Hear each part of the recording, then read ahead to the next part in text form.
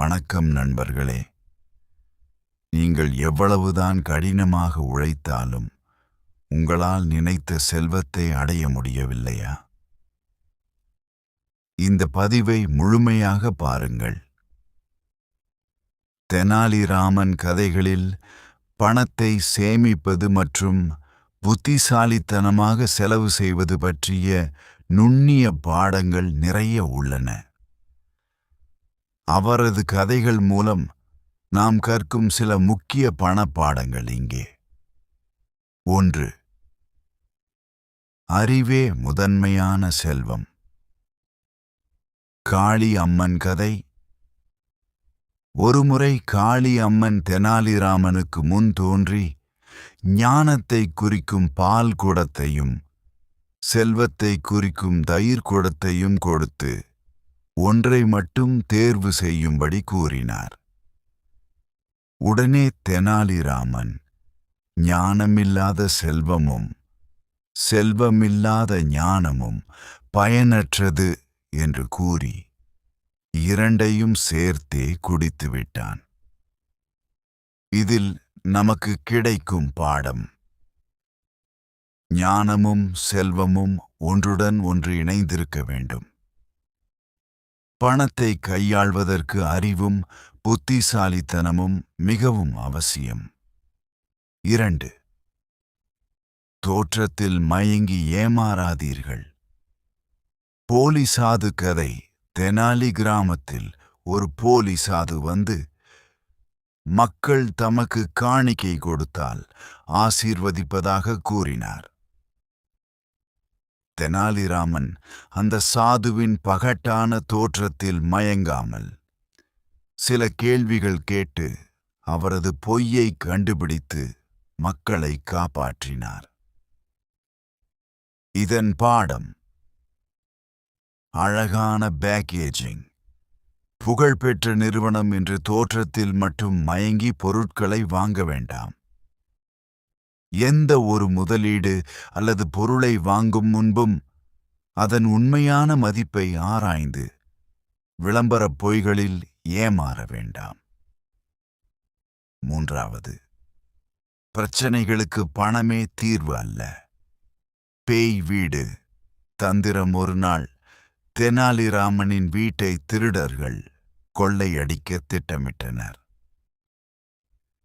பாதுகாப்புக்கு கூலிப்படையினரை அமர்த்துவதோ விலையுயர்ந்த பூட்டுகளை மாட்டுவதோ செய்யாமல் அவர் தனது வீட்டை பயங்கரமான கருப்பு நிறத்தில் வரைந்து பேய் வீடு போல மாற்றினார். இதை பார்த்த திருடர்கள் பயந்து ஓடிவிட்டனர். இதிலிருந்து நாம் கற்கும் பாடம்: சிறிய பிரச்சனைகளுக்கு கூட உடனடியாக பணத்தை செலவழிப்பதற்கு பதிலாக கொஞ்சம் யோசித்துப் பாருங்கள். எந்த ஒரு பிரச்சனைக்கும் அதன் சொந்த யோசனைகள், உத்திகள் இருக்கும். சில நேரங்களில் அந்த யோசனைகள் பணத்தை விட பலம் வாய்ந்தவை. 4. ஆடம்பரத்தை விட எளிமை மேன்மையானது. நகை அணியாத தெனாலி அரசவையில் ஒரு பெரும் விழாவுக்கு மனைவி சம்மதித்தும் கூட தெனாலிராமன் தங்க நகைகளை அணியாமல் மிக எளிமையான உடையில் சென்றார். ஆனால் அவரது மனைவியோ முழு நகைகளுடன் சென்றார். விழா முடிந்து திரும்பும் வழியில் பளிச்சென்ற நகைகள் அணிந்திருந்தவர்களை கொள்ளையர்கள் தாக்கியதாகவும் தெனாலிராமன் பாதுகாப்பாக வீடு திரும்பியதாகவும் செய்தி வந்தது. இன்று சமூக ஊடகங்கள் ஆடம்பரத்தை ஊக்குவிக்கின்றன. இந்த கதை கற்றுத்தரும் பாடம்: மற்றவர்களை கவர்வதற்காக கடனில் மூழ்கி வாழ்க்கையை ஆடம்பரமாக காட்டுவதை விட எளிமையாக வாழ்ந்து பணத்தை சேமிப்பதே நிம்மதியான வாழ்க்கைக்கு வழியாகும். 5.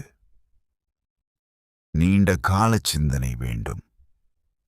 மாமரம் நடும் தெனாலிராமன் ஒரு மாமரக்கன்றை நட்டபோது அதற்கு கனி வர பல வருடங்கள் ஆகும் என்று ஊரார் கேலி செய்தனர்.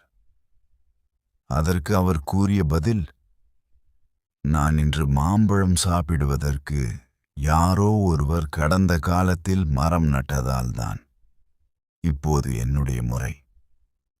இதிலிருந்து நாம் கற்கும் பாடம்: இன்றைய உடனடி உலகில் SIP முதலீடுகள், அவசர கால நிதி போன்றவை நமது நவீன கால மாமரங்கள். அவை உடனடியாக பலனை தராவிட்டாலும் நீண்ட காலத்தில் நம்மை காப்பாற்றும் சக்தி வாய்ந்தவை.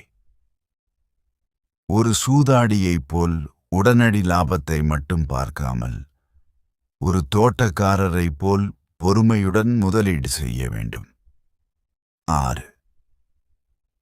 பேரம் பேசுவதும் மதிப்பு கூட்டுதலும்.